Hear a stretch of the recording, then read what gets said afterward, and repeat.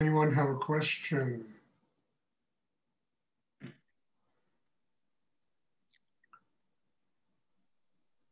Hi, Stuart. Yes. In a dream I had recently, this came up. Doing, being, no thinking. Would you talk about that? Yeah. Well, yeah, that's what I talk about all the time. Look, we live in the world. We're active beings that have to interact with other human beings. We have karma to work out. We have to do in life. But doing is not just, you know, interacting, it's doing consciously. And to do consciously, we need to have a system inside that is strong enough to do that, that's connected to higher energy. Chakra system is highly developed so that when we do in life, whatever we do, whether it's, sweeping a floor or cooking, food or whatever it is we do it consciously and we do it and we allow it to come out of our heart. If we think about it, we really bring it down to a level that exists in the human mind. And it never is as creative and as fulfilling, and it doesn't allow the heart to open, because also in the act of doing, we have to do with love, with compassion, with, forgiveness. We have to interact with the human race. No matter what we do, we have to interact on that level. So, when you ask questions like that, that's what it is, And how do you do this? It's not something you kind of write down in a memo book and say, well, today I'm going to make a resolution. I'm going to do and not think. And it takes time to build a system inside that really is strong enough to live that way. The alternative, is we all know it, arguing, fighting, unhappy, depression. We know that. I'm sure everybody has lived through those things, And part of doing this work is to finally get to a place where we're free of that, where when we do interact with life, we do it with open hearts, with love, with compassion, with, So, it's very important stuff to learn because we're here to work out karma. That's why we're born on the earth. And how do you work out karma? You got to learn how to transform all of the negative energies that we experience into something that really gets us closer to God. And then when we interact with life, we work out our karma by doing it with our hearts open, with love. Not just, periodically when good things happen, but literally all the time, Unconditional love all the time, being capable of living that way. And it doesn't mean that one is weak, and it doesn't mean that people can take advantage of you, because when you're open that way, there's really nobody that can take advantage of you because you have such a deep inner strength that the energy you give off will keep people from doing negative things to you. We attract exactly what we give off. If you attract negative energies, be sure somewhere in you, you're giving off energy like that attracts that to yourself. So all of this is really essential. Because, as I always talk, there's three things we have to work out in this life. One of them is, life itself. We have to really live life with consciousness, with love, with compassion. The second one is being connected to God, to spirit. And the third one is the activation of Kundalini. All of these things become possible when we develop the foundation inside ourselves and we can keep our hearts open.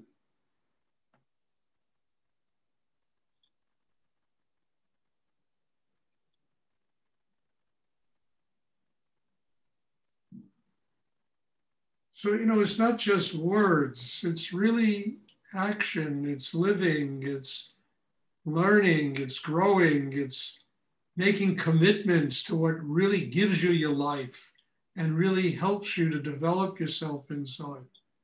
I mean, that's the key to all of this.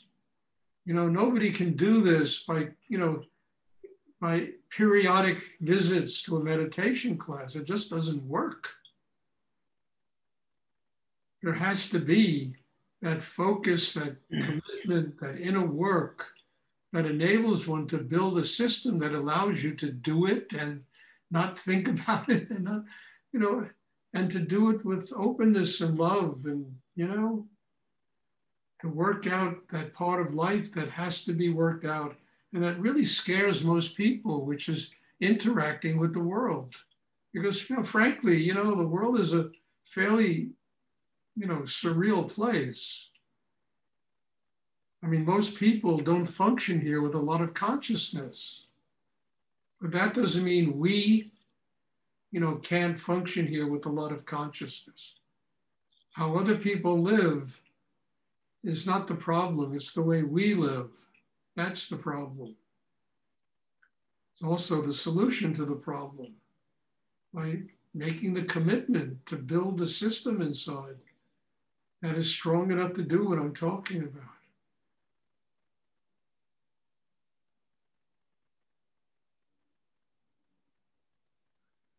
Does anyone else have a question? You're welcome. I have a question, Stuart. You talk about karma frequently. Could you explain what karma is? I don't know. You can look in Webster's dictionary. They'll give you a definition of karma. I mean, karma it's everything we do. It's every act. It's every single thing we do every day of our lives is an expression of karma. The interaction we do with the world, how conscious we are when we interact with the world. Are we capable of turning around our anger, transforming it into love? Are we capable of having compassion, forgiveness? Are we capable of acting consciously in the world? Overcoming fear, insecurity in ourselves. Things like relationships and money and which usually bring about 95% of all tension to people.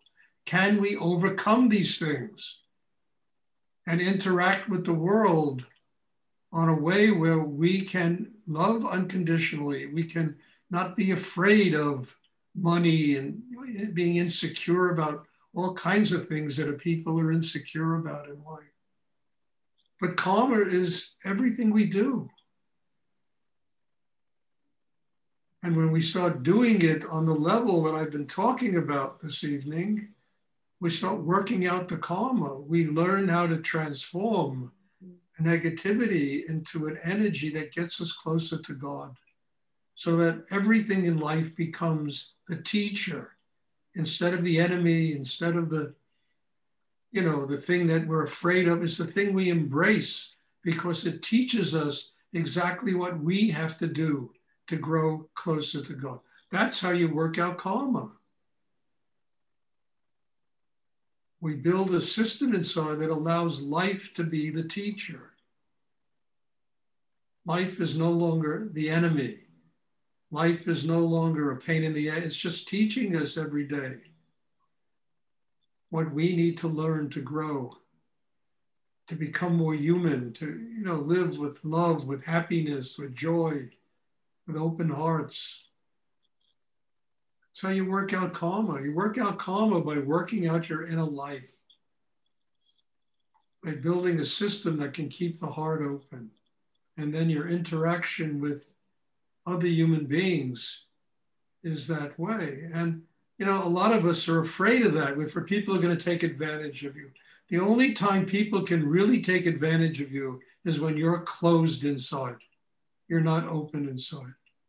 When you're really open inside, there's so much strength coming out of you. There's so much energy coming out of you that it really, people interact with you in a different way.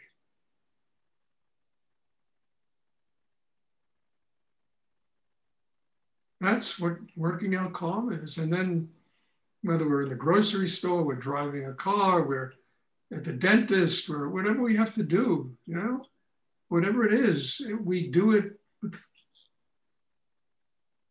this kind of sense of it's our teacher. It is teaching us about ourselves. I mean, I always tell you that Rudy, before I went to Denton, Texas, actually, as I was going to Denton, just as I was leaving his store saying goodbye, he said to me, if anyone ever asks you who the guru is, tell them the guru is life. Took me many years to learn what he meant by that. But it was one of the great teachings of my life.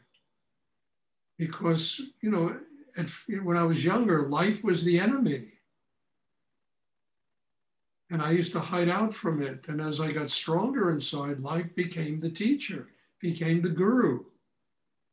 Not Stuart, not Swami this one, and Yogi that one, and preachers and rabbis. Their job is to train people so that people can embrace life and allow life to be the teacher, to be the real guru. That's how one helps other human beings to also work out karma and get free of the earth. You don't have to come back to this place anymore.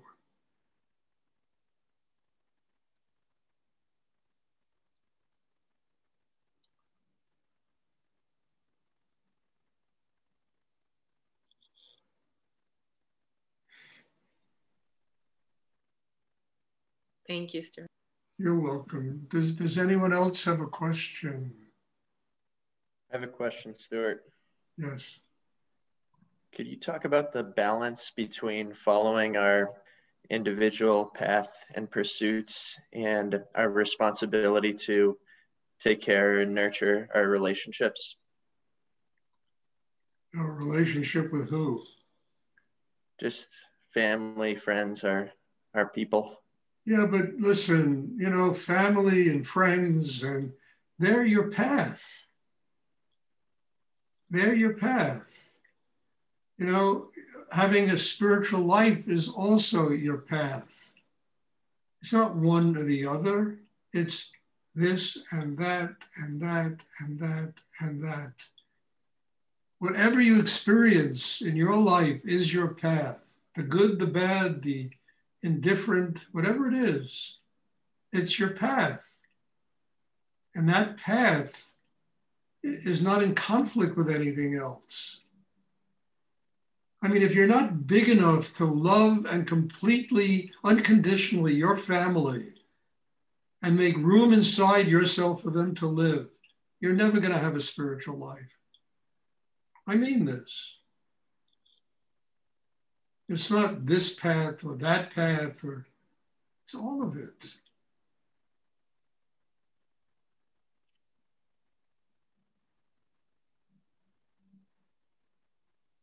I mean, look, I just look at my own life. I never dreamed in a billion years I'd be living in Connecticut, But I made a commitment to my daughter to help her, find her path in life. And it's working. And it certainly has never been in opposition to these meditations I teach. I mean, you got to recognize that whatever you do in life, it's your path. It's, as I said before, your karma. You got to learn how to work it out. And it can't be this, or I'm going to go to a spiritual life, so fuck everybody, It doesn't work. I'm going to go do a spiritual life to get strong enough to be able to love everybody.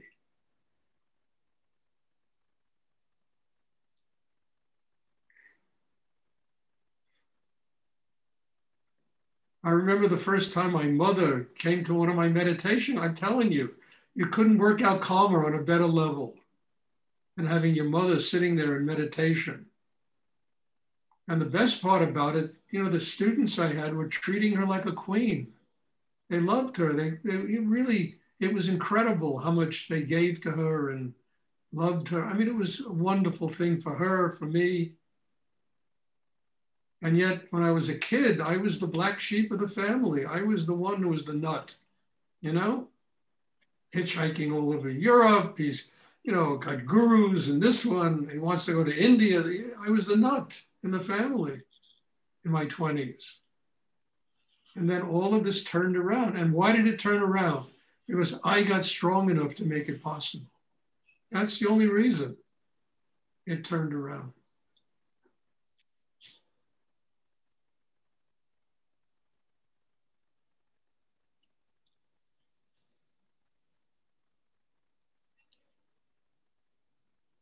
So if you have a problem with that, you just got to get stronger in yourself. You got to say, my God, this is teaching me that I haven't arrived at. I need to get a lot stronger to find room inside myself for these people who are in my life.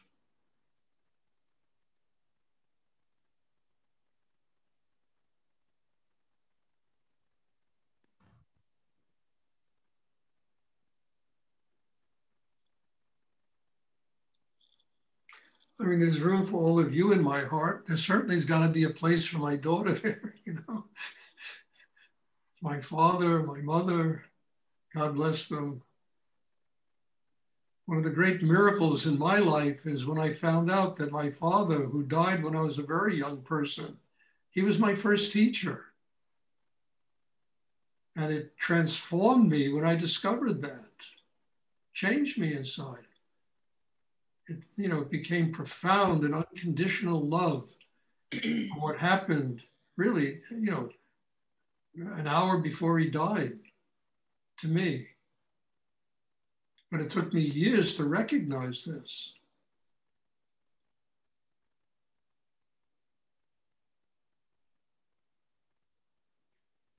Does anyone else have a question they would like to ask?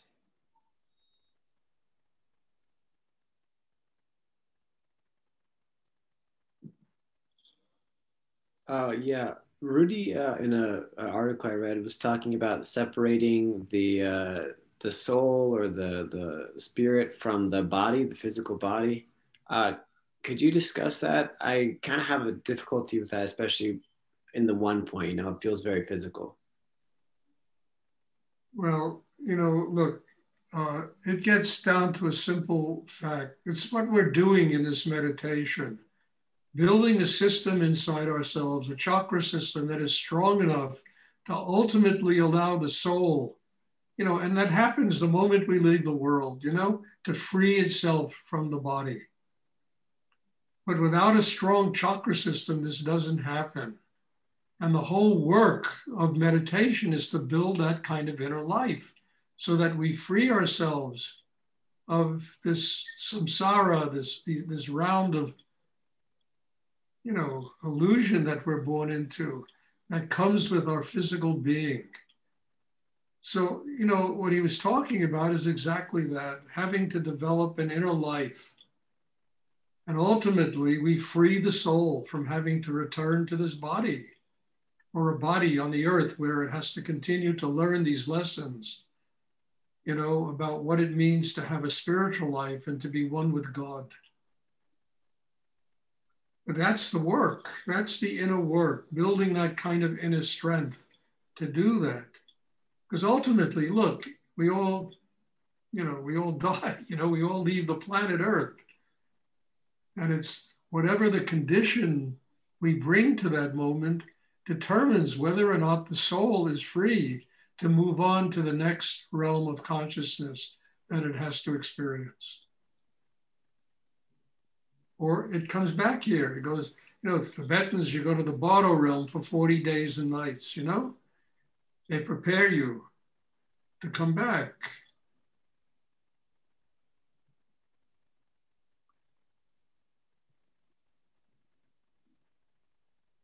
So what he was talking about, to my understanding, is that the use of deep inner work, spiritual practice, whatever method it happens to be, whether it's this or something else, to build a system inside that is strong enough to eventually allow the soul to be free of the body. And it happens, you know, you can feel it happening because the more you work on yourself in depth, the lighter your being becomes. You know, there's joy, there's love inside, there's, you know, the heart really opens and the soul is slowly getting free. When there's depression and unhappiness all the time, it's just heavy, you know, it's heavy stuff that really creates a prison in which the soul lives until one day the body just exhausts itself, dies, the soul moves on, and then, you know, has to come back here to work it out again, you know?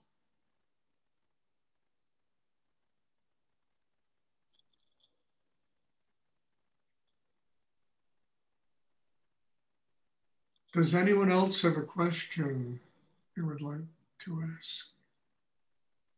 Stuart, this is Emma. Could you speak of the idea to love all things equally? To love all things equally? I mean, I don't know if that's a possibility. I mean, it's to love all things. I don't know if it's going to be equal or not, or, you know, I mean, there are people that come into your life that really, you know, you love profoundly, I don't know, but it's not, it's to allow all things to be your teacher, to embrace all things, you know, whatever capacity you have to do it.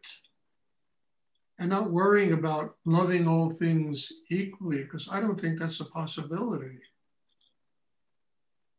But just allowing life to be, you know, just to be.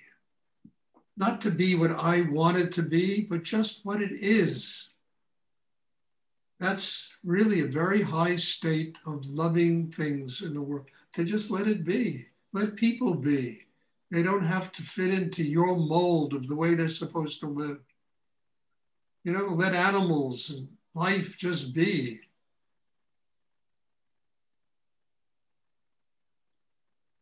And you might love your husband, your wife, your child a lot more than you do a stone or a weed. But even a stone and a weed have souls, and you know, there's something there to learn from them.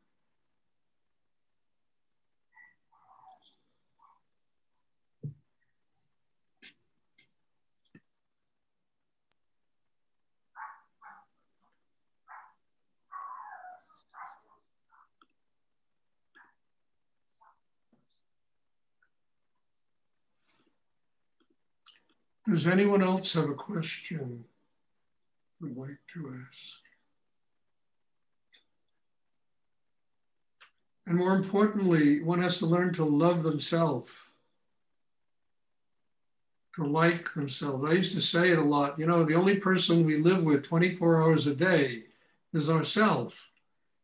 And if we can't learn to really like and love ourselves, we're in a lot of trouble. It's going to be hard to learn to like and love other people and other things. So it's got to start there.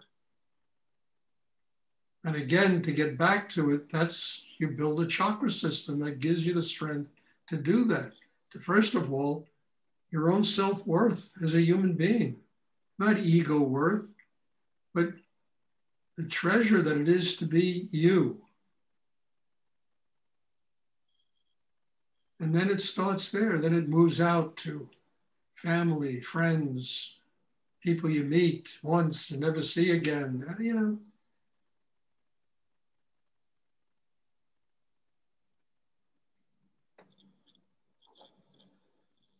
Does anyone else have a question they would like to ask?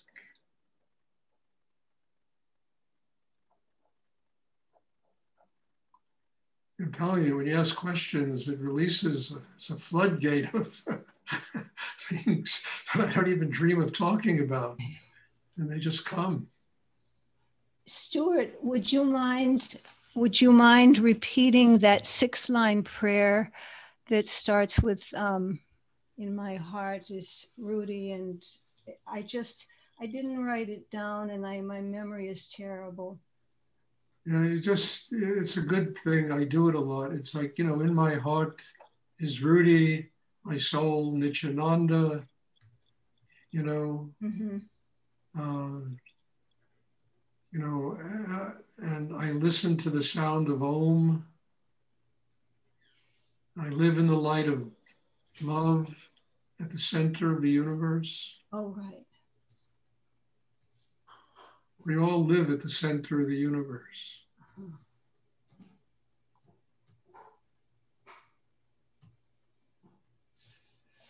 And I'm a child of God. Isn't it that one of them? One of the lines, I'm a child of God.